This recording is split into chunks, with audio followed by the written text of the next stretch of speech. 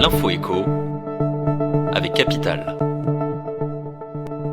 On commence avec la bonne nouvelle. L'Assemblée nationale a donné ce 23 novembre son accord final au projet de loi de finances rectificative pour 2022. Parmi les mesures votées, on retrouve l'instauration d'un chèque énergie exceptionnel budgété à 1,7 milliard d'euros pour cette année. Ainsi, les 40% de Français les plus modestes, environ 12 millions de personnes, devraient recevoir cette subvention avant la fin de l'année. Découvrez les détails de ce nouveau chèque sur notre site.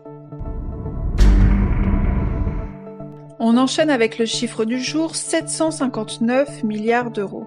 Il s'agit de la somme cumulée des fortunes professionnelles des 100 familles les plus riches de France en 2022. Malgré un contexte économique sous tension depuis un an, le patrimoine de ces grandes familles ne subit qu'une très légère baisse par rapport à l'année précédente.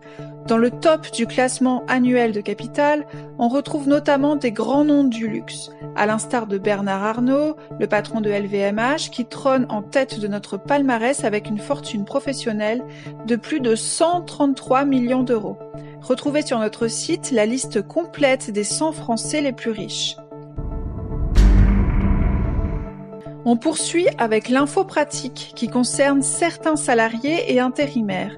Le projet de loi sur l'assurance chômage, définitivement adopté par le Parlement le 17 novembre, supprime le droit aux allocations pour les travailleurs refusant à 2 reprises un CDI après un CDD ou une mission d'intérim.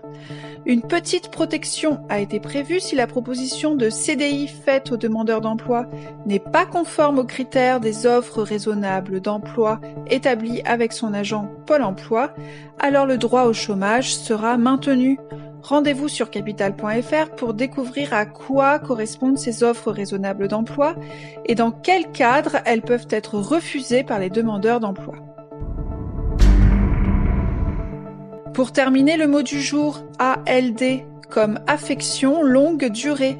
Si vous êtes atteint d'une maladie chronique ou d'un cancer, vous pouvez, selon le degré de sévérité de votre pathologie, bénéficier d'une meilleure prise en charge de vos frais médicaux par la Sécu.